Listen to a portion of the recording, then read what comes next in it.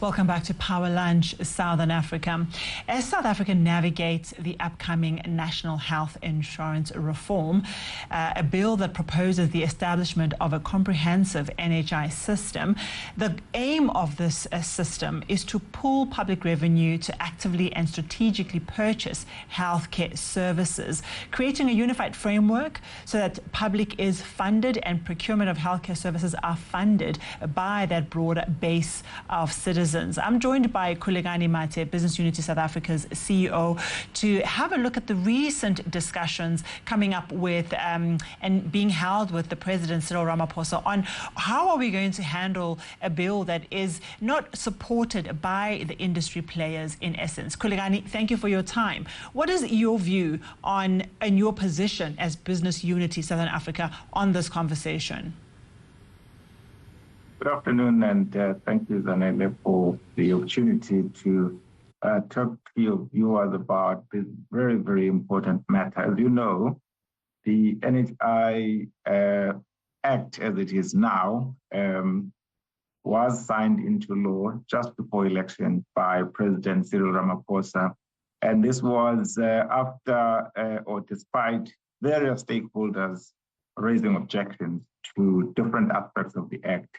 So we welcomed the statement and indications by the president during the State of the or the opening of Parliament address, where he indicated a willingness to work with the private sector and kind of find ways of finding each other on areas where there are some disagreements. And so we await the government's reaching out to us to discuss this matter. We have written to Minister Motsoaledi indicating our willingness and availability to engage with the government, because we believe that universal health coverage is absolutely critical. We are committed to that, but we maintain the view that the NHI Act does not take us in the direction of universal health coverage, and that is why we had indicated previously that we cannot support the NHI Act in its current form. But how is the Act at this point if private sector and private organizations were not considered? What is your view on the lack of initial stakeholder engagement that was required? And if so, will post-discussions close the gap?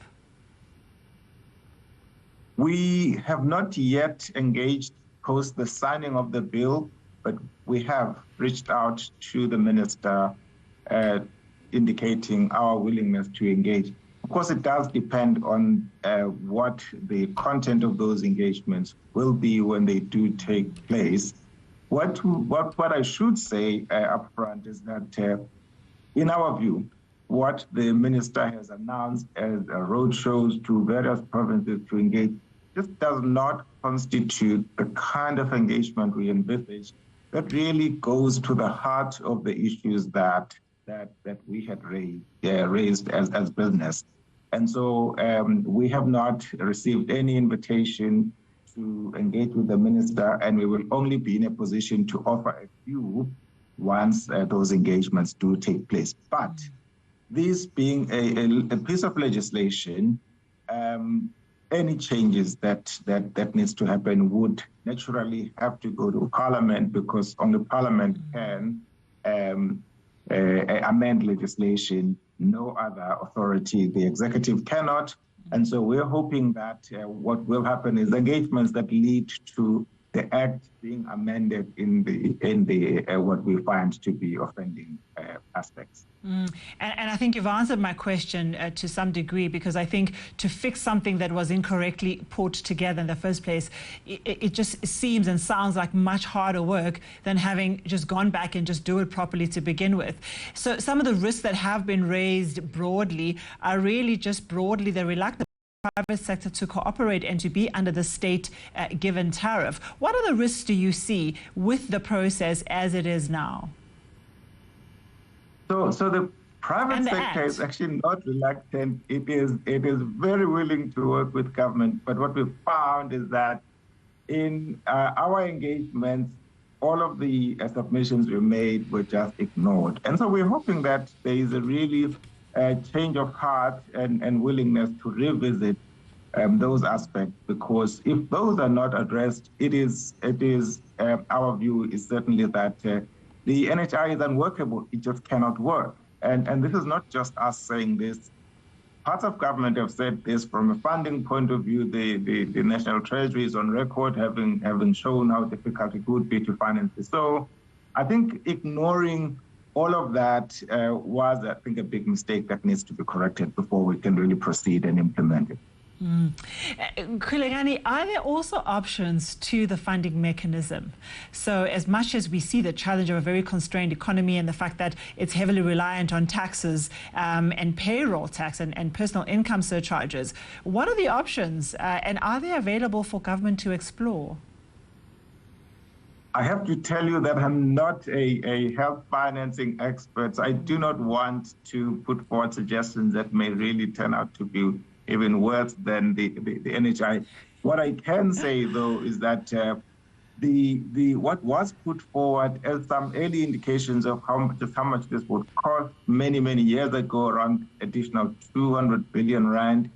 Other estimates that have been developed by other reputable entities and have been reported on widely in the media suggest that anything upwards of 600 billion rand is actually what we're looking for. And so not having a clear funding mechanism, funding strategy, and just hoping that somehow things will work out is, I think, not a very smart move on the part of those pushing for this. We have to put our heads together as a country and say, we have a goal that we agreed to. And so many of the detractors that I've heard, including us in business, have said that we absolutely agree with universal health coverage. So let's find a mechanism of just how that can be rolled out, how that goal can be achieved without all of the pitfalls that are inherent in the NHI Act in its current form. Yes, Khulekani, understanding that you pull together so much information from business, one of the most heartening things that everybody is willing to make it work. But the president is really heavy on private and public partnership, and this really has to come to the fore on this particular topic. How is your structure positioned to further enable it as really the source of the voice of business in South Africa? We have a very good working relationship with government, partnership with government on various other issues, as you know, Zanele.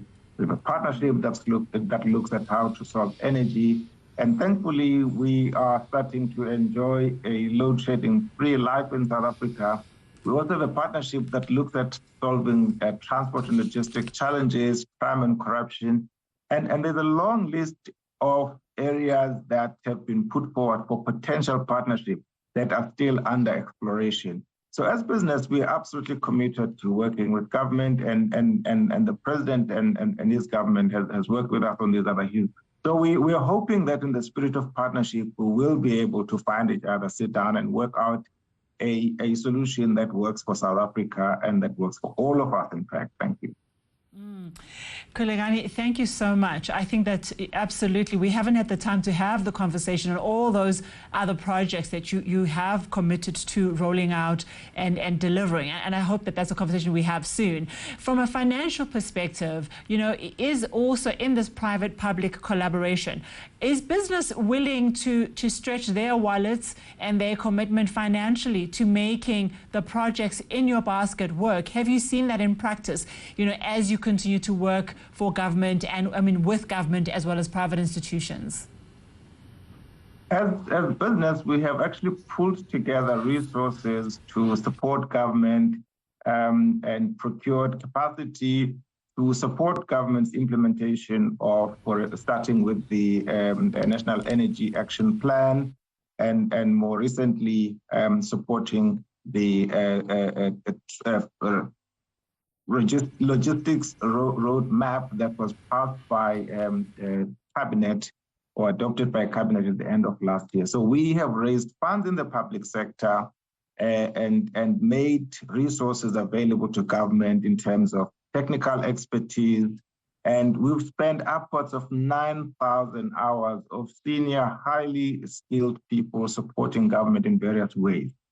In terms of the broader implementation of the reforms that are on the table, there definitely is going to be a need for public-private partnership or private sector partnership and participation in, for instance, some of the network industries that have until now been state monopolies. And those would need to happen on commercial terms that make sense to the private sector, so that the private sector can invest in those projects, and in so doing, lessen the strain on the public fiscus as it is at the moment.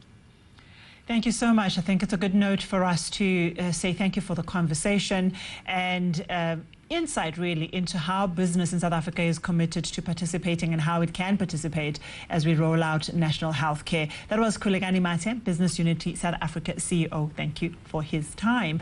Well, let's wrap up today with a